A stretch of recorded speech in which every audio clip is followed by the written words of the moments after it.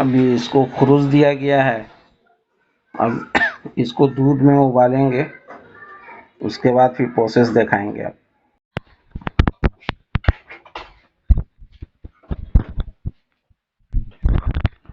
आधा किलो दूध मिला के अभी इसको गलाने के लिए रख रहे हैं कुकर में।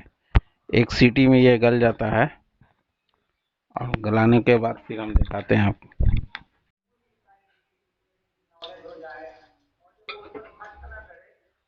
2 लौंग, 1 दालचीनी,